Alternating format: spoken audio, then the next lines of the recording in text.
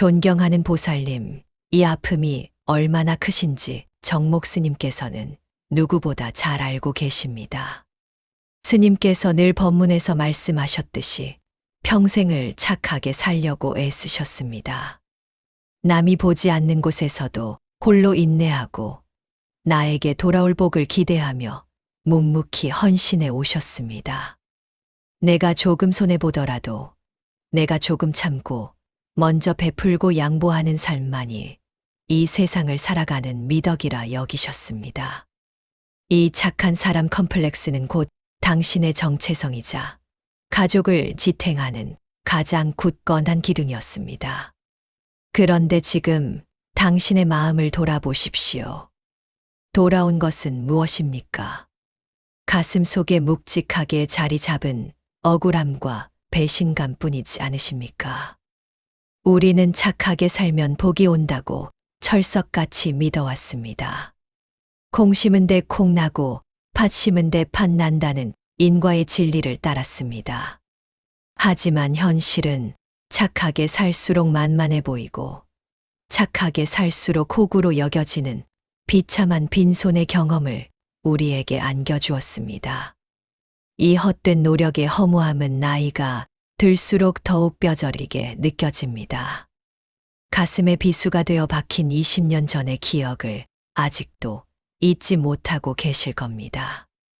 예를 들어 평생 헌신했던 시댁 식구들, 혹은 당신이 가장 사랑했던 자식들 앞에서 시어머니나 시동생이 다른 사람에게는 따뜻하게 대하면서 당신에게만 던졌던 경멸이 묻은 눈빛이나 공개적인 자리에서 당신의 자존심을 짓밟았던 비수 같은 한마디는 수십 년이 지난 지금도 당신의 가슴을 후벼 파고 있습니다. 당신은 그날 밤 홀로 이불을 적시며 내가 이 정도로 참고 살았는데 어떻게 나에게 이럴 수 있을까 하는 격렬한 분노와 억울함을 사겨야 했습니까? 혹은 평생을 뒷바라지하며 자신의 노후 준비까지 희생했던 자식의 무심한 태도 때문에 괴로워하고 계실지도 모릅니다. 내가 그토록 희생했건만 그들은 고맙다는 말 한마디 없이 당신의 노고를 당연하다는 듯 무시하고 심지어 경제적인 요구까지 서슴지 않고 있습니다. 친구나 지인이 당신의 순수함을 역이용하여 만만하게 보고 오직 이익만을 취했던 그 순간의 배신감은 피가 거꾸로 솟는 듯한 분노를 매일 재생시키고 있습니다. 착하게 살았던 당신의 헛된 노력이 배신감이라는 이름의 독약이 되어 되돌아온 것입니다. 보살님, 정말 이상하지 않습니까? 남에게 들었던 아름다운 부처님의 말씀, 희망적인 노래 가사는 우리의 뇌에서 쉽게 잊혀집니다. 하지만 나를 모욕했던 단 하나의 모진 말은 아무리 잊으려고 노력해도 잊혀지지 않습니다. 그것이 바로 우리의 슬픈 인간 심리입니다. 우리 뇌의 해마는 이처럼 감정적으로 강력했던 모욕감과 배신감을 마치 지울 수 없는 문신처럼 새겨놓았기 때문입니다. 당신의 이성은 이제 잊자라고 명령하지만 뇌는 끊임없이 그 고통의 기억을 되풀이하며 당신을 괴롭히고 있습니다. 그래서 당신은 지금 이 순간에도 과거의 상처를 곱씹으며 스스로에게 고통을 주고 있습니다. 마치 과거의 비극적인 단막극을 멈출 수 없이 계속 돌려보는 것과 같습니다. 이것이 당신이 겪는 억울함의 실체입니다. 당신은 지금 인생의 가장 비참한 빈손을 마주하고 있다는 생각이 드실 겁니다. 하지만 도반님, 당신이 이 고통을 겪는 것은 당신이 나빠서도 당신이 속 좁은 사람이라서도 아닙니다. 오히려 당신이 너무나 순수하고 맑았기에 탁한 세상의 인연들에게 착하다는 이유로 이용당했던 것뿐입니다.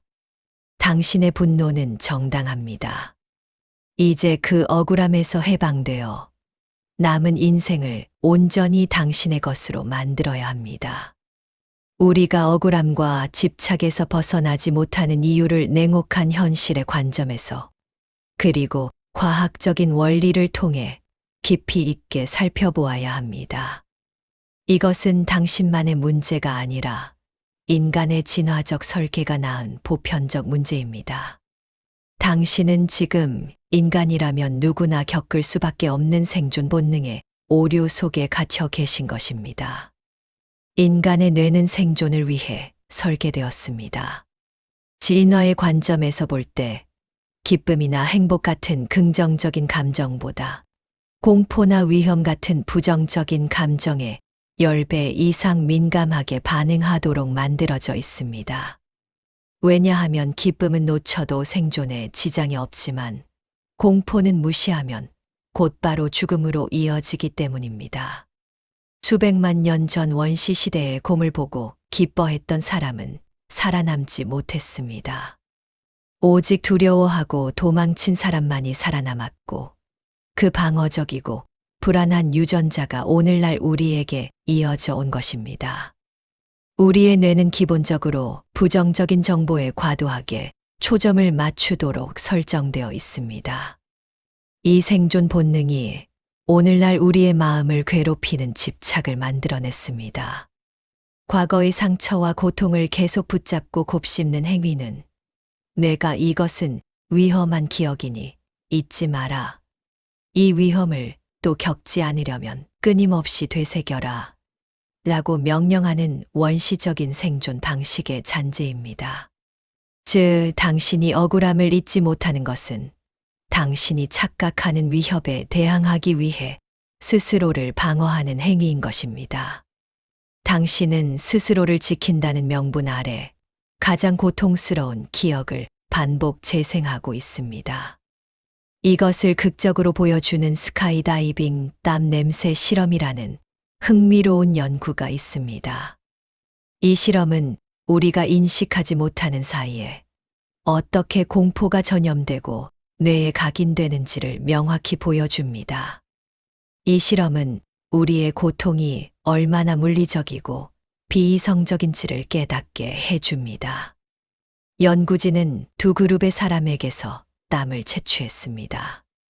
첫 번째 그룹은 러닝머신 위를 뛰게 하거나 사우나에서 흘린 일반적인 땀이었습니다. 이 땀은 단순히 체온 조절을 위해 분비된 것입니다. 두 번째 그룹은 태어나서 처음 스카이다이빙을 하는 사람들이 흘린 땀이었습니다. 연구진은 스카이다이빙을 하는 사람이 극도의 공포를 경험하는 그 순간 몸에 부착된 특수 패드를 통해 땀을 신중하게 채취했습니다. 이 땀은 극도의 공포 상황에서 스트레스 호르몬인 코르티솔과 아드레날린이 분비되면서 함께 나온 일반 땀과는 화학적으로 완전히 다른 성분을 가진 공포의 땀이었습니다. 연구진은 이 두 종류의 땀을 모아 공포 상황을 전혀 알지 못하는 제3자에게 냄새를 맡게 했습니다. 그리고 뇌 기능 자기공명 영상 장치를 통해 그들의 뇌 반응을 관찰했습니다. 놀랍게도 일반적인 땀 냄새를 맡았을 때는 뇌에 아무런 반응이 없었습니다. 하지만 스카이다이빙 땀 냄새를 맡은 사람들의 뇌에서는 곧바로 강력한 공포 반응이 나타났습니다. 뇌의 공포 중추인 편도체가 마치 실제로 곰을 만난 것처럼 강렬하게 활성화된 것입니다. 이 실험은 인간이 위험에 대한 정보를 냄새라는 화학 물질로도 전달받고 반응한다는 놀라운 진실을 보여주었습니다. 도반님, 이러한 과학적 사실이 밝혀지기 수천 년 전부터 정목 스님께서는 부처님의 가르침을 통해 집착은 악취를 불러오고 깨끗한 마음만이 진정한 향기가 된다고 설파하셨습니다. 결국 고통스러운 과거에 대한 집착은 당신의 영혼에 독성 쓰레기를 품고 악취를 풍기는 것과 같습니다. 우리가 과거의 상처, 억울함, 배신당했던 기억을 끊임없이 곱씹는 행위는 스스로에게 공포와 악취가 뒤섞인 독성 쓰레기를 끊임없이 다시 꺼내 맞게 하는 자학 행위와 같습니다. 이 독성 쓰레기는 당신의 영혼을 갉아먹고 있습니다. 당신의 뇌 속에는 과거 인연들에게서 받은 배신의 냄새와 모욕의 냄새가 이미 깊게 스며들어 있습니다. 잊지 못하는 이유는 당신이 약해서가 아니라 그 상처가 너무 강렬했기 때문입니다. 당신은 그 냄새를 지우려 하기보다 왜 내가 당해야 했을까 하는 억울함에 사로잡혀 그 쓰레기통을 매일같이 열어보고 있습니다. 그럴 때마다 기억을 담당하는 뇌의 기관은 그 독성 기억을 계속 불러내고 위험을 감지하는 뇌의 중심은 그 냄새에 다시 반응하여 마음속에 불을 지핍니다. 이렇게 반복 재생되는 독성 기억은 당신의 영혼을 조금씩 잠식하며 지금 이 순간의 평온을 무너뜨리고 있습니다. 우리는 알지 못한 채 이 독한 물질을 스스로에게 계속 주입하고 있는 것입니다. 우리는 그동안 부질없는 인연과 헛된 기대를 붙잡느라 너무 많은 에너지를 낭비했습니다. 이제 냉혹한 현실 팩트를 직시할 때입니다. 나이 들면 알게 됩니다. 사람은 누구나 자신의 이익이 우선이라는 비정한 현실을요. 아무리 가까운 사이라도 내가 힘이 없어지면, 나의 가치가 떨어진다고 느끼면 결국 멀어지는 것이 인간관계의 냉혹한 이치입니다. 이것을 당신만의 배신감으로 여기지 마십시오. 이것은 인간이라면 어쩔 수 없이 마주해야 하는 인간 본성의 비정한 팩트입니다. 이 비정한 현실을 깨달았을 때 당신의 과거 억울함은 지혜로 승화될 수 있습니다. 독성 쓰레기통을 영원히 닫는 것만이 당신이 남은 삶에서 평온과 자유를 얻는 유일한 길입니다. 이러한 인간의 본성과 집착의 원리를 2600년 전 일찍이 꿰뚫어 보시고 우리에게 해탈의 길을 가르쳐 주신 분이 계십니다. 이제 그 권위자 부처님의 지혜로운 말씀 속으로 들어가 보겠습니다. 지금까지 우리는 우리의 고통이 착하게 살았기 때문에 생긴 억울함이며 그 억울함은 생존 본능이 만들어낸 독성 쓰레기와 같다는 냉혹한 진실을 확인했습니다. 그렇다면 이 독성 쓰레기를 어떻게 처리해야 할까요? 이 해법을 위해 우리는 세상을 깨달으신 스승, 부처님의 자애로운 가르침 속으로 깊이 들어가 보겠습니다. 2600년 전 부처님께서 제자들과 함께 길을 가시다가 한 마을에 도착하셨습니다. 때는 이른 아침 부처님께서는 조용히 탁발을 마치시고 맑은 연못가의 큰 나무 아래에 좌정하여 평온하게 앉아 계셨습니다. 부처님의 모습은 세상의 모든 번뇌를 끊어낸 듯 깊은 고요와 자비심으로 가득 차 있었습니다. 부처님의 주변에는 한치의 바람도 불지 않는 듯한 평온의 기운이 감돌고 있었습니다. 이 평온함은 바라문의 격렬한 분노와 대조되며 상황의 비극성을 더욱 고조시킵니다. 바로 그때였습니다. 그 마을에 살던 한 바라문이 부처님 일행이 도착했다는 소식을 듣고 격렬한 분노에 차 달려왔습니다. 이 바라문은 부처님의 가르침을 싫어하고 부처님을 비방하는 데 앞장서는 사람이었습니다. 그의 눈은 붉게 충혈되어 있었고 온몸은 분노로 인해 격렬하게 떨리고 있었습니다. 마치 피가 거꾸로 솟는 듯한 기세였습니다. 바라문은 자신의 모든 감정적인 불만을 폭발시키기 위해 달려온 것입니다. 그는 이 분노를 부처님에게 던져버리고 자신이 그동안 쌓아온 억울함을 해소하려 했습니다. 바라문은 부처님을 향해 입에 담지 못할 모욕적인 욕설과 인신공격을 퍼붓기 시작했습니다. 그는 부처님의 가르침이 천박하다고 깎아내렸고 부처님을 사기꾼이라 비난했습니다. 위선자라고 손가락질했으며 부처님이 이룬 모든 성취가 헛된 속임수라고 조롱했습니다. 이 비난은 단순히 일시적인 감정이 아니었습니다. 바라문은 거의 8시간에 걸쳐 목이 쉬도록 온갖 자극적이고 방어적인 어휘를 총동원하여 부처님의 자존심과 인격을 짓밟으려고 시도했습니다. 그 욕설의 내용들은 당시 사회에서 한 인간에게 줄 수 있는 가장 치욕적인 모멸감과 배신감, 그리고 억울함을 담고 있었습니다. 바라문은 자신의 모든 부정적인 감정을 부처님께 쏟아내며 부처님을 자신의 감정 쓰레기통으로 삼으려고 했습니다. 옆에서 이 상황을 지켜보던 부처님의 시자 아난존자는 더 이상 이 광경을 참을 수가 없었습니다. 아난존자는 젊고 성품이 고답기에 자신이 존경하는 스승이 이토록 무례하고 천박한 공격을 받는다는 사실에 격렬한 분노를 느꼈습니다. 그의 마음속에서는 부처님을 보호해야 한다는 의무감과 저 자를 응징해야 한다는 정의감이 들끓었습니다. 이것이야말로 악을 방치하는 것이 아닌가 하는 번뇌가 아난존자를 괴롭혔습니다. 아난존자의 심리 상태는 극도로 격앙되었습니다. 그는 속으로 끊임없이 생각했습니다. 어찌 이럴 수 있는가? 세상의 가장 거룩한 스승이 저런 저급하고 천박한 자에게 욕을 듣다니. 스승님의 명예가 땅에 떨어지고 있다. 내가 나서서 저자의 멱살을 잡아 내쫓아야 한다. 이대로 침묵하는 것은 용납될 수 없다. 아난존자는 부처님께 간곡히 청했습니다.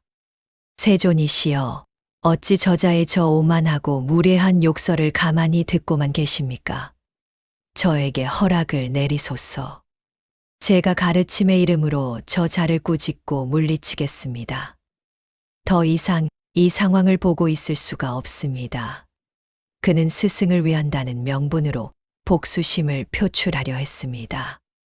그러나 부처님께서는 태산처럼 고요함과 평온함을 유지하셨습니다. 부처님께서는 바라문의 분노의 단 하나의 미세한 감정의 흔들림도 보이지 않으셨습니다. 마치 연못에 던져진 돌이 부처님께는 아무런 영향도 미치지 못하는 듯 했습니다. 부처님께서는 오직 바라문과 아난존자를 향해 자애로운 미소만 지으실 뿐이었습니다. 부처님의 그 미소는 바라문의 분노가 헛된 노력임을, 그리고 그가 스스로 만든 고통에 갇혀 있음을 말해주고 있었습니다. 바라문이 욕설을 다 쏟아내고 지쳐서 헐떡이며 숨을 몰아쉴 때쯤 부처님께서 비로소 조용하고 깊은 울림의 목소리로 입을 여셨습니다. 부처님의 목소리는 분노로 가득 찼던 현장에 고요한 침묵을 가져왔습니다. 바라문이여, 내가 그대에게 하나 물어볼 것이 있다. 만약 어떤 사람이 다른 사람에게 선물을 주었는데 그 상대방이 그 선물을 받지 않는다면 그 선물은 결국 누구의 것이 되겠는가? 바라문은 예상치 못한 질문에 당황했지만 잠시 생각하더니 대답했습니다. 그것이야 당연히 선물을 가져온 사람의 것이 되겠지요. 주인이 거절했으니 말입니다. 부처님께서 고개를 끄덕이시며 다시 물으셨습니다. 훌륭하다. 바로 그러하다. 그렇다면 아나나, 너는 어떻게 생각하느냐? 손님이 선물을 가져왔는데 주인이 받지 않으면 그 선물은 누구의 것이 되느냐? 아난존자는 여전히 의아했지만 스승님의 지혜에 이끌려 답했습니다. 세존이시여, 당연히 가져온 사람의 것입니다.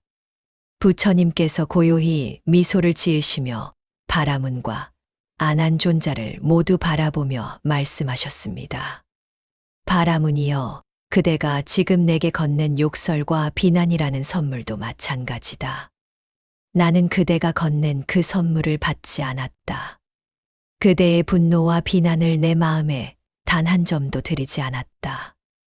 그대가 나에게 던진 그 독한 말들은 받아들여지지 않은 채 그대로 그대에게로 되돌아갈 뿐이다. 부처님은 바라문이 던진 모든 모욕을 받지 않은 선물로 규정해 버리셨습니다. 바라문은 이 파격적인 지혜 앞에서 말문이 막혔습니다.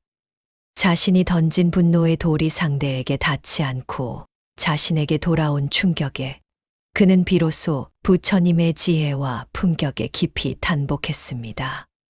그가 가진 분노와 억울함은 부처님의 평온함 앞에서 재앙이 되어 자신에게 돌아온 것입니다. 보살님, 이것이 바로 부처님께서 우리에게 남기신 모욕을 거절하는 지혜입니다. 정목 스님께서도 늘 법문에서 말씀하셨듯이 내 것이 아닌 것은 단호하게 돌려보내야 합니다. 당신에게 분노와 억울함을 안겨준 그 인연의 말과 행동은 당신이 받지 않으면 결코 당신의 것이 될 수 없습니다. 오직 받아들이는 용기가 아니라 거절하는 지혜만이 당신을 자유롭게 할 것입니다. 당신의 마음에 고통이라는 독을 품지 마십시오. 그것은 당신의 소유물이 아닙니다. 이 지혜가 바로 당신의 영혼을 지키는 가장 강력한 방패입니다. 부처님의 지혜를 들으셨어도 혹시 마음 한편으로는 나는 부처님이 아닌데 하는 깊은 절망감이 드시지는 않으십니까? 부처님처럼 어떻게 모욕을 받지 않은 선물로 돌려보낼 수 있단 말인가 하는 회의감이 들 수도 있습니다. 맞습니다. 우리는 부처님이 아닙니다. 우리는 평범한 인간입니다. 그래서 우리는 욕설과 모욕이라는 선물을 누가 던지면 감사합니다 하고 받아서 우리의 가슴에 칼처럼 꽂아버리는 습관이 있습니다. 우리는 그 선물을 거절할 줄 몰랐고 그것이 곧 착함이라고 착각하며 살아왔습니다. 이것이 바로 당신이 겪는 현실적인 괴리이며 당신의 고통이 시작된 지점입니다. 혹시 지금 내가 그때 조금 더 냉정했어야 했는데 내가 착함을 가장한 호구처럼 행동했기 때문에 당한 것 아닐까 하며 스스로를 자책하고 계시지는 않으신가요? 지난 세월의 후회와 자책이 당신을 괴롭히고 있을 것입니다. 도반님, 당신이 상처받은 것은 당신이 정신력이 약하거나 못나서가 결코 아닙니다. 오히려 그 반대입니다. 우리는 평생 착한 아이로 인정받기 위해 타인의 감정 쓰레기통 역할을 자처하는 법을 배웠습니다. 남들의 눈에 좋은 사람으로 보이고 싶었고 관계의 평화를 깨는 사람이 되기 싫었습니다. 부모님이나 자식, 남편의 불만, 혹은 친구의 짜증과 질투까지도 내가 받아줘야 한다는 의무감에 젖어 살았습니다. 우리의 맑고 순수한 영혼은 그들의 탁한 감정 쓰레기를 걸러내지 못하고 그대로 흡수해 버린 것뿐입니다. 마치 맑은 물이 오물을 만나면 쉽게 오염되듯이 말입니다. 당신의 탓이 아닙니다. 그동안 당신의 영혼이 너무나 순수하고 맑았기에 겪은 고통일 뿐입니다. 스스로에게 죄책감을 주지 마십시오. 당신은 충분히 훌륭했습니다. 당신이 지금껏 짊어지고 온 짐을 잠시 눈앞에 그려보십시오. 그것은 단순히 추상적인 고통이 아닙니다. 그것은 어머니의 평생에 걸친 한숨과 불만, 남편이 사회에서 받았던 스트레스를 당신이 끌어안은 돌덩이 같은 짐입니다. 그것은 자식들이 당신에게 기대하는 경제적인 부담과 심리적 의존이라는 이름의 쇠사슬입니다. 당신은 이 모든 짐을 인간의 도리라는 명분 아래 스스로의 어깨에 올려놓고 평생을 굽히고 살아왔습니다. 당신의 어깨가 지금 얼마나 무거운지, 그 짐의 무게가 당신의 육체적인 건강까지 짓누르고 있다는 사실을 직시해야 합니다. 당신의 몸이 아픈 것은 단순한 노화가 아니라 마음의 짐이 너무 무겁기 때문일 수도 있습니다. 보살님, 이제 그 짐을 내려놓을 때가 되었습니다. 단호하게 내려놓으십시오. 당신은 이제 짐을 져야 하는 희생자가 아닙니다. 짐을 내려놓고 자유를 찾아야 할 고귀한 존재입니다. 우리는 그동안 죄책감 때문에 이 짐을 내려놓지 못했습니다. 내가 이 짐을 내려놓으면 저 사람이 힘들어질 거야. 내가 이 짐을 내려놓으면 내가 너무 매정해 보일 거야 하는 도덕적인 부채감 때문이었습니다. 하지만 곰곰이 생각해 보십시오. 당신이 그 짐을 계속 짊어짐으로써 과연 저 사람이 진정으로 강해졌을까요? 당신의 희생은 오히려 그들이 스스로 책임질 기회를 빼앗고 의존적인 나약함 속에 머물게 했을 가능성이 더 큽니다. 당신의 헌신이 때로는 그들에게 성장할 기회를 가로막는 장애물이 되었을지도 모릅니다. 때로는 냉정함이 가장 큰 사랑이 될 수 있습니다. 그러니 이제 매정하게 끊어내는 것에 대한 죄책감을 완전히 내려놓으십시오. 부처님께서는 스스로를 지키는 행위가 가장 큰 자비라고 하셨습니다. 당신이 스스로의 평화를 지키는 것이야말로 남은 생을 존엄하게 살아가기 위한 가장 기본적인 수행입니다. 이 지점을 기점으로 상처에 끌려다니는 삶을 끝내야 합니다. 당신은 이제부터 피해자가 아니라 내 삶의 주인이 되어 단단해져야 합니다.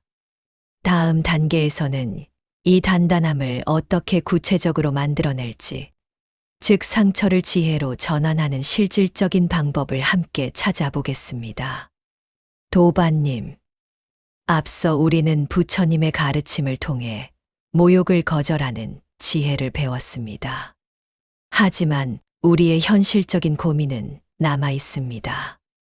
어떻게 부처님처럼 고요할 수 있는가?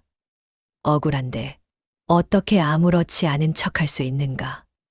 이 질문에 대한 해답은 우리가 흔히 아는 정신이 강하다는 뜻을 재정의하는 데서 찾을 수 있습니다. 이것이 당신의 삶을 피해자에서 주인으로 바꾸는 전환점입니다. 우리는 보통 정신이 강한 사람을 한 번도 넘어지지 않는 사람, 혹은 모든 싸움에서 반드시 이기는 사람이라고 생각합니다. 그래서 우리가 넘어지거나 상처를 받으면 스스로를 나약하다고 비난하고 자책합니다. 하지만 이것은 잘못된 정의입니다. 이 정의는 우리를 더욱 고통스럽게 만들고 끊임없이 우리를 싸움의 현장으로 끌어들입니다. 진정으로 정신이 강한 사람은 한 번도 넘어지지 않는 사람이 아닙니다.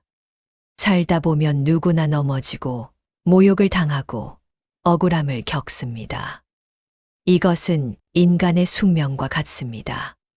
진정한 강함은 넘어져도 그 자리에 주저앉아 있지 않고 빨리 회복하는 힘, 즉 회복 탄력성에 있습니다.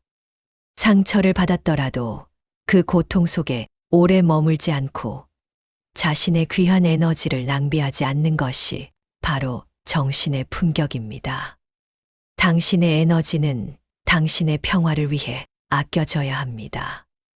우리가 통제할 수 없는 외부의 공격, 즉 타인의 무례함, 배신, 욕설에 우리의 소중한 감정과 에너지를 쏟아붓는 것은 가장 어리석은 에너지 낭비입니다.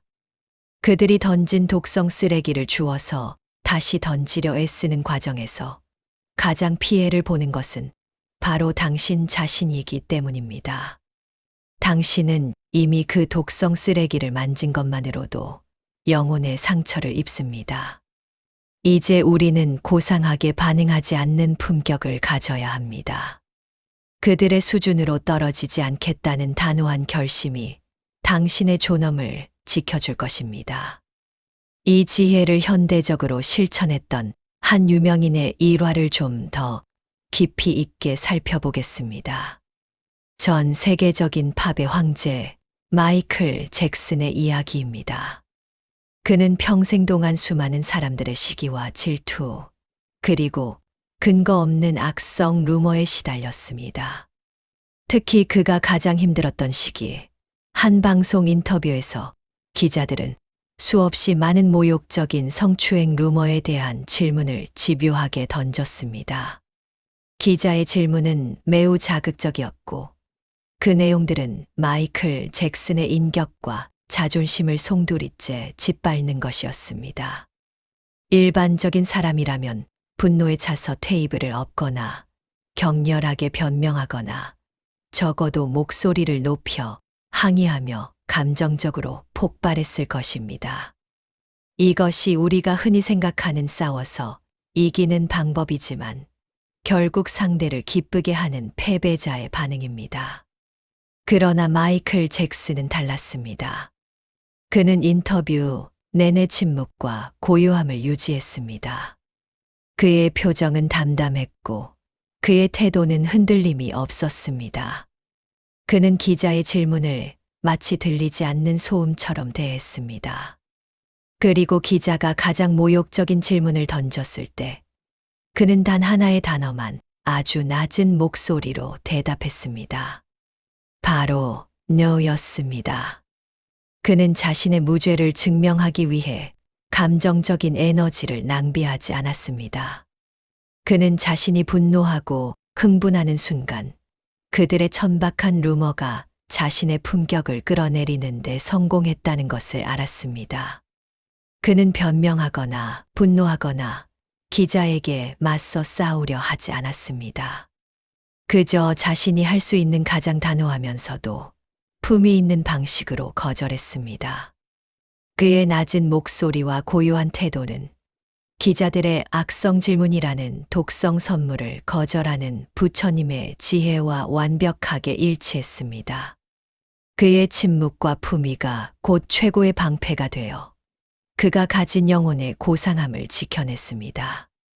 그의 반응은 세상의 시끄러운 소음 속에서 스스로를 높은 곳에 머물게 하는 행위였습니다. 이 고상한 침묵이야말로 그가 선택한 최고의 복수였습니다.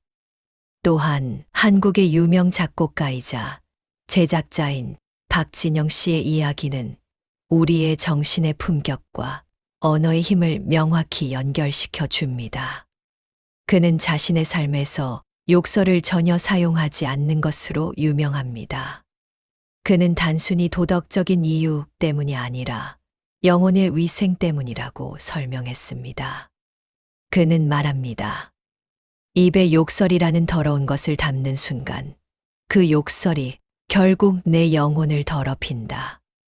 내 입에서 나오는 진심이 담긴 노래나 말이 있다면 그 욕설이 그 노래마저도 탁하게 만들 것이다. 그는 욕설이 외부의 대상이 아닌 스스로를 향한 독약임을 알고 있었던 것입니다. 그의 이러한 언어 습관은 곧 그의 정신 수양이었습니다. 보살님, 박진영 씨가 말하는 영혼의 위생이 바로 정신의 품격입니다. 우리는 무심코 타인에게 들었던 억울한 말을 곱씹을 때 그 사람에게 쌍시옷이나 지지 들어가는 천박한 욕설을 퍼붓고 싶어집니다. 분노가 극에 달하면 그런 단어들이 목구멍까지 차오릅니다. 하지만 그 욕설은 타인에게 닿기 이전에 가장 먼저 당신의 입과 혀를 거치며 당신의 고귀한 영혼을 더럽힙니다. 당신이 그 천박한 욕설을 입에 담는 순간 당신은 스스로를 진흙탕으로 끌어내리는 행위와 같습니다. 당신의 고귀한 영혼이 그 더러운 욕설 때문에 가려지고 당신의 마음은 더욱 탁해지는 것입니다. 당신은 당신의 언어를 통해 당신의 영혼을 보호해야 합니다. 정목 스님께서 늘 강조하시는 자기를 추스르는 의식이 바로 이것입니다. 누가 나에게 모욕적인 말을 던지든 누가 나를 만만하게 보고 욕설을 퍼붓든 내가 나를 천박하게 만들지 않겠다는 단호한 결심입니다.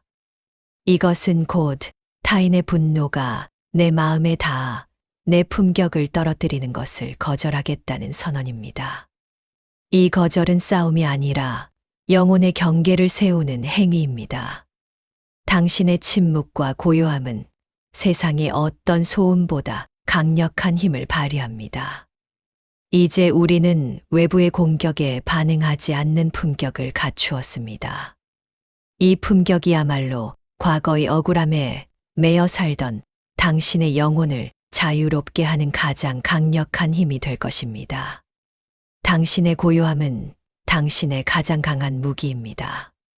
다음 단계에서는 이 품격을 활용하여 억울함과 지혜를 명확하게 구분해 내는 실질적인 방법을 배우고 남은 삶을 주체적으로 살아가겠습니다. 보살님, 앞서 우리는 고상하게 반응하지 않는 품격을 배웠습니다. 이 품격을 지키기 위해서는 내면의 가장 깊은 곳에 있는 집착의 뿌리를 이해하고 끊어내는 철학적인 근거가 마련되어야 합니다. 그래야만 외로움이 고독으로, 괴로움이 자유로 승화될 수 있습니다. 우리가 겪는 모든 고통은 사실 이 집착이라는 얇은 끈에 묶여 있기 때문입니다.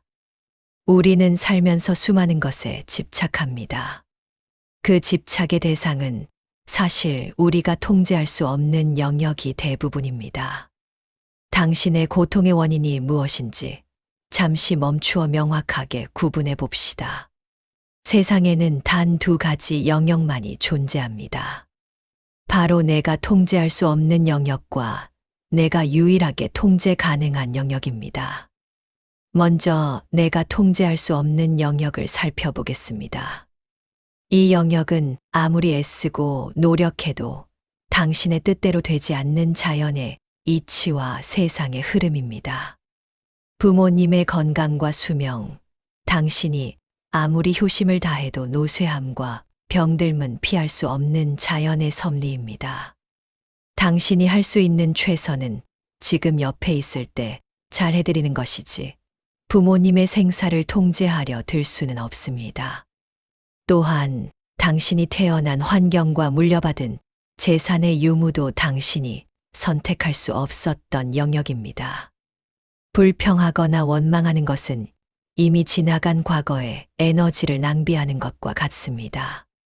그리고 타인의 말과 감정, 앞서 마이클 잭슨의 일화에서 보았듯 타인이 당신을 어떻게 보는지, 당신에게 어떤 말을 하는지는 오롯이 그 사람의 마음이며 당신의 통제 범위를 벗어납니다.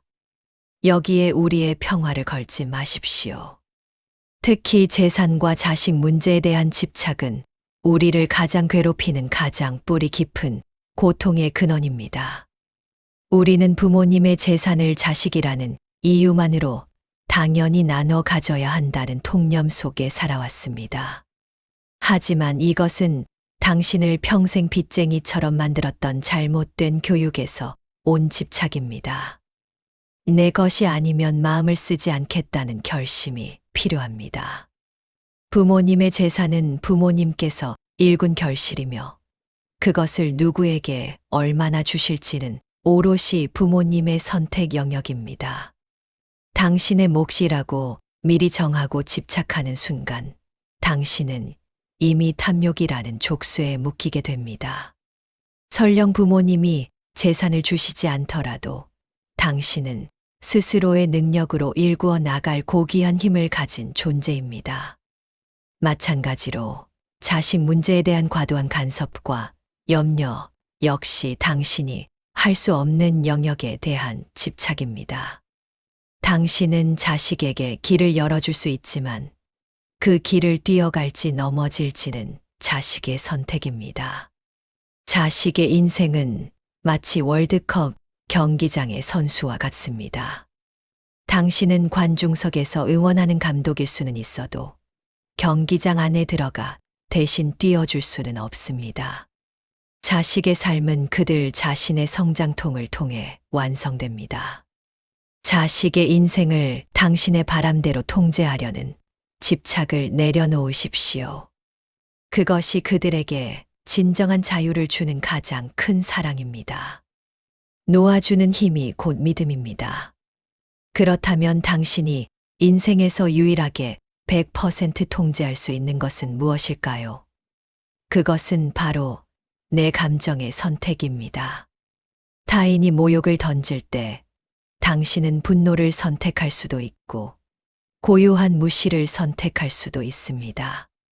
재산 때문에 억울할 때 당신은 원망을 선택할 수도 있고 감사함을 선택할 수도 있습니다. 이 선택의 힘이야말로 부처님께서 우리에게 주신 최고의 선물입니다. 당신은 통제 불가능한 영역에 에너지를 쏟지 않고 이 통제 가능한 감정의 선택에 모든 힘을 집중해야 합니다. 고통을 외면하는 것이 아니라 고통에 대한 나의 반응을 선택하는 것입니다. 이러한 집착을 끊어내고 나면 당신은 잠시 외로워질 수 있습니다. 악연들과 멀어지고 당신의 평화를 지키기 위해 거리를 두면서 느끼는 심적인 외톨이 감정입니다. 하지만 도반님, 이 외로움은 당신이 약해져서 느끼는 고립이 아닙니다. 이것은 나를 지키는 위생적인 고독입니다. 맑은 물이 혼자 흘러가면서 스스로 정화되듯이 당신의 영혼이 탁한 관계로부터 벗어나 스스로를 치유하는 시간입니다. 고독은 외부와의 단절이 아닌 내면과의 가장 깊은 연결입니다. 모든 생명은 늙고 병들고 죽는 것 없이 변한다는 진리의 과정 속에서 결국 혼자임을 인정하는 것이 바로 해탈의 첫걸음입니다. 이 고독 속에서 당신은 비로소 진정한 자유를 만끽하게 됩니다. 홀로 설 수 있는 단단함이야말로 부처님의 길입니다. 혹시 당신을 둘러싼 억울한 누명이나 오해 때문에 고통스럽습니까? 굳이 세상 사람들에게 해명하려 애쓰지 마십시오. 당신의 에너지를 낭비할 필요가 없습니다. 왜냐하면 당신의 진심은 이미 우주 법계에 기록되어 있으며 대자대비하신 부처님과 보살이 당신의 모든 것을 알고 계시기 때문입니다. 스스로의 인격만 지키고 고요함을 유지한다면 시간이 모든 오해를 씻어줄 것입니다. 해명은 그들의 질문을 인정하는 행위입니다. 당신은 그럴 필요가 없습니다. 세상의 인정보다 내면의 평화가 훨씬 더 중요합니다. 그러니 보살님, 이제는 과거의 말들과 시선들을 다시 확인하려 들지 마십시오. 그들이 던진 모욕과 평가를 마음속에서 끌어올려 되새기지 마십시오. 그 모든 것들을 부처님께서 보여주신 것처럼 받지 않은 선물처럼 조용히 내려놓으십시오. 그 순간부터 당신의 고독은 더 이상 외로움이 아니라 아무도 침범하지 못하는 자유의 공간이 됩니다. 그 고요한 자리에서만 당신의 영혼은 단단한 품격으로 다시 서게 됩니다. 이제 우리는 모든 집착을 내려놓고 고독 속에 침잠하여 진정한 주체성을 확보했습니다. 다음 단계에서는 이 새로운 마음으로 세상을 바라보고 복을 짓는 구체적인 실천법인 기도문을 통해 당신의 삶을 완성하겠습니다.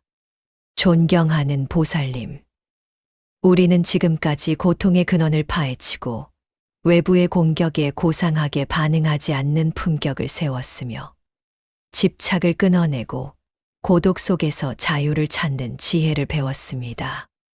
이제 남은 것은 이 모든 가르침을 당신의 일상으로 가져와 삶을 완성하는 실질적인 수행입니다. 모든 지혜는 행동으로 옮겨지지 않으면 공허한 메아리에 불과합니다. 당신의 억울함과 고통을 과거에 영원히 묻어버릴 수 있는 가장 확실한 해결책, 바로 오늘 처음 사는 날 명상 실습을 시작하겠습니다. 이것이야말로 부처님께서 깨달으신 재행무상, 즉 모든 것은 항상 변하여 머무르지 않는다는 진리를 일상 속에서 깨닫는 가장 확실한 길입니다. 이 진리는 모든 고통의 해결책이며 매 순간 새롭게 태어날 수 있는 힘을 줍니다. 우리가 매일 아침 눈을 뜰 때 마음속으로 되새겨야 할 기도문이 있습니다. 이 기도문은 당신의 멘탈을 뿌리부터 단단하게 만듭니다. 바로 이것입니다. 오늘은 한 번도 안 살아본 날이다. 이 짧은 문장은 당신의 뇌와 영혼을 과거의 습관적인 고통에서 완전히 분리시키는 가장 강력한 주문입니다. 이 구절을 마음에 새기고 저와 함께 10분간의 명상 실습에 들어가 보겠습니다. 이 10분이 당신의 남은 생을 바꿀 수 있습니다. 자, 이제 호흡 인지 훈련을 통해 처음 쉬는 숨에 집중합니다. 자리에 편안하게 앉아 주십시오. 의자 끝에 걸터 앉아 허리는 곧게 펴고 어깨의 힘은 완전히 빼고 턱은 살짝 당겨 주십시오. 손은 무릎 위에 가볍게 올려놓고 이제 눈을 지그시 감아 주십시오. 숨을 들이마십니다. 아주 천천히 깊게 폐의 밑바닥까지 공기가 들어오는 것을 느껴보십시오. 들이마시는 그 순간의 공기의 온도, 코끝을 스치는 감각을 놓치지 마십시오. 그리고 아주 천천히 길게 모든 것을 놓아주듯이 숨을 내쉬어 주십시오. 숨을 내쉴 때 몸 안의 모든 긴장과 과거의 모든 짐이 함께 빠져나가는 것을 상상하십시오. 지금 당신이 쉬는 이 숨에 온전히 집중해 주십시오. 들이마시는 숨이 당신의 폐를 채우고 내쉬는 숨이 당신의 몸 밖으로 나가는 이 과정에 당신의 모든 마음을 두십시오. 보살님, 지금 들이마신 이 숨은 당신이 태어난 이후 단 한 번도 들이마시지 않은 이 우주에서 가장 새로운 숨입니다. 이 숨은 과거의 분노나 내일의 불안과는 아무런 상관이 없습니다. 당신은 이전에 단 한 번도 이 숨을 쉰 적이 없습니다. 그리고 다음 순간 내쉴 이 숨 역시 태어나서 처음 내쉬는 숨입니다. 우리의 삶은 단 한 번도 같은 순간을 반복하지 않았습니다. 과거의 고통이나 습관은 당신의 숨 속에 존재하지 않습니다. 당신의 호흡은 오직 지금 이 순간에만 머무르고 있습니다. 마치 갓 태어난 아기의 호흡처럼 순수하고 청정한 호흡입니다. 당신의 과거의 모든 억울함, 당신을 괴롭혔던 모든 인연, 당신이 지고 왔던 모든 짐들은 이 새로운 숨 속에 단 하나도 존재하지 않습니다. 숨을 들이마시며 새로움을 받아들이고 숨을 내쉬며 과거의 낡은 고통을 완전히 놓아주십시오. 이 호흡의 훈련을 통해 당신의 영혼은 과거의 족쇄에서 벗어나 자유를 얻게 될 것입니다. 의도적으로 이 새로운 숨에 당신의 의식을 고정하십시오. 이어서 시각적 훈련을 통해 세상을 처음 보는 듯 관찰합니다. 충분히 호흡을 인지하셨다면 이제 조용히 눈을 떠 주십시오. 서둘러서 눈을 뜨지 말고 마치 오랜 잠에서 깨어나 세상을 처음 접하는 아기처럼 조용히 눈을 뜨십시오. 눈앞에 세상이 처음 접하는 경이로운 광경처럼 느껴지도록 판단을 멈추고 관찰만 하십시오. 그리고 당신의 눈앞에 있는 사물 하나를 선택해 주십시오. 그것이 탁자 위의 물컵이든 창가의 작은 꽃이든 혹은 당신 옆에서 자고 있는 배우자의 얼굴이든 상관없습니다. 이 훈련은 당신의 뇌 속에 깊이 박힌 습관의 고리를 끊어내는 핵심 과정입니다. 당신이 지금 보고 있는 이 사물은 당신이 태어나서 처음 보는 사물입니다. 이 사물은 지난 순간에도 존재했지만 모든 것은 끊임없이 변한다는 진리처럼 이 사물을 둘러싼 공기와 빛, 당신의 시력과 감정 상태가 이전 순간과는 완전히 달라진 상태입니다. 당신의 눈은 이 사물을 처음 담고 있습니다. 물컵을 보고 있다면, 아, 이것은 물컵이구나. 라는 과거의 정의를 내려놓고 그 색깔과 모양, 표면의 질감을 마치 처음 발견한 보물처럼 바라보십시오. 이 훈련이 익숙해지면 당신을 괴롭히는 배우자의 얼굴이나 가족의 모습을 과거의 불만과 억울함이라는 필터를 거치지 말고 그저 존재하는 하나의 생명으로서 처음 바라보십시오. 과거의 상처가 없는 상태에서 그 사람을 볼 때 당신의 마음은 얼마나 고요해지는지 경험하게 될 것입니다. 이 훈련은 당신의 뇌에 과거의 기억이 아니라 현재의 현실을 인식하도록 재프로그래밍하는 과정입니다. 이 새로움 속에서는 과거의 상처가 힘을 쓸 수 없습니다. 다음은 새로워지는 나의 몸, 느낌의 인지 단계입니다. 다시 눈을 감고 당신의 내면으로 돌아오십시오. 의자에 닿아 있는 엉덩이의 감각, 발바닥이 바닥에 닿아 있는 느낌, 혹은 어깨의 미세한 긴장감을 느껴보십시오. 이 모든 느낌 역시 단 한순간도 머물지 않는 새로운 느낌입니다. 우리의 몸은 끊임없이 세포를 바꾸고 혈액을 순환시키며 매 순간 새롭게 태어나는 과정에 있습니다. 과학적으로도 당신의 몸은 7년 전의 몸과 완전히 다른 세포로 이루어져 있습니다. 당신은 지금 이 순간 완전히 새로운 몸을 가지고 앉아 있습니다. 과거의 고통과 질병은 당신의 몸에 새겨진 기억일 뿐, 지금 이 순간의 현실은 아닙니다. 당신의 모든 신경과 세포에 새로움에 대한 인식을 강력하게 각인시키십시오. 이 감각을 온몸으로 느껴보십시오. 내가 지금 이 세상에 갓 태어난 것처럼 모든 감각이 신선하고 예민하게 반응하도록 허용하십시오. 이어서 이 명상 훈련의 효과를 강조하고 다음 단계로 연결하겠습니다. 이 오늘 처음 사는 날 명상 훈련을 매일 아침 일어나 10분씩 반복하십시오. 이 훈련이 당신의 삶에 가져올 구체적인 변화는 다음과 같습니다. 첫째, 습관적인 고통의 회로가 끊어집니다. 과거의 억울함과 불만을 곱씹던 낡은 회로가 힘을 잃고 지금의 새로움에 집중하게 됩니다. 둘째, 세상이 선명하게 보이기 시작합니다. 세상이 흑백처럼 흐릿하게 느껴졌던 감정이 사라지고 모든 사물과 관계가 생생한 칼라로 다가오기 시작합니다. 셋째, 감정의 선택이 쉬워집니다. 당신은 반응하기 전에 멈추어 이것이 새로운 날의 감정인지 아니면 과거의 찌꺼기인지를 구분할 수 있게 됩니다. 보살님. 이것이야말로 정목스님께서 보살님들의 삶의 질을 바꿔줄 수 있는 가장 확실한 처방이라고 말씀하신 수행법입니다. 매일 아침 당신은 새로 태어나는 기적을 맞이하고 있습니다. 이 기적을 놓치지 마십시오. 이 명상 실습은 당신의 멘탈을 강하게 하는 기도이자 자유로운 영혼으로 거듭나는 완성의 길입니다. 존경하는 보살님, 도반님. 긴 시간 동안 이 마음의 수행을 함께 해주셔서 진심으로 감사드립니다. 여기까지 걸어오신 것만으로도 당신은 이미 가장 용기 있는 수행자입니다.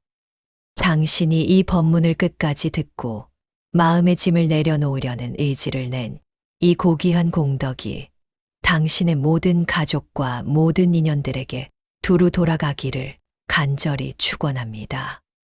당신의 평화가 곧 당신을 둘러싼 세상의 평화가 될 것입니다. 이제 모든 걱정과 분노, 억울함을 내려놓으십시오. 당신의 어깨를 짓누르던 모든 짐을 잠시 이 법당에 내려두십시오.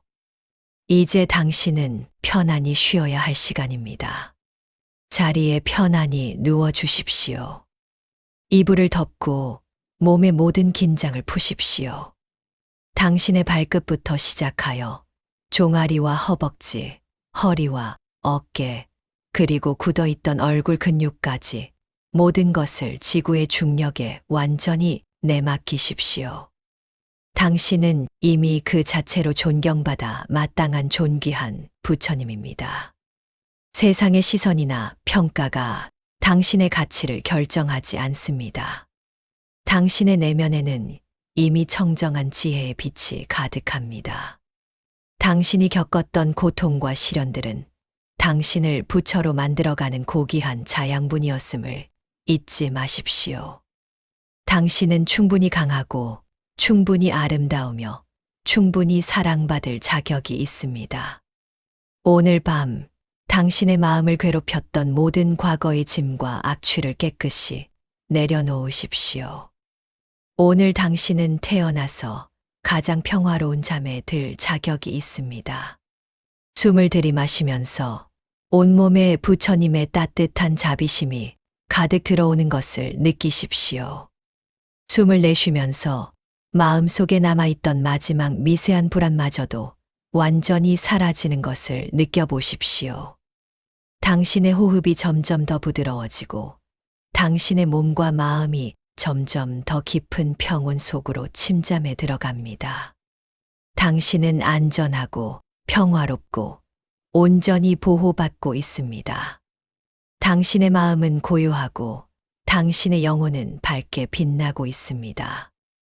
모든 것을 놓아주십시오. 평화가 당신을 감싸 안고 있습니다. 오늘 밤 당신은 가장 평화로운 잠에 들 것입니다. 태어나서 단 한 번도 경험하지 못했던 깊고 편안한 잠입니다. 지혜로운 깨달음의 빛이 항상 당신과 함께하기를 기원합니다. 나무 아미타불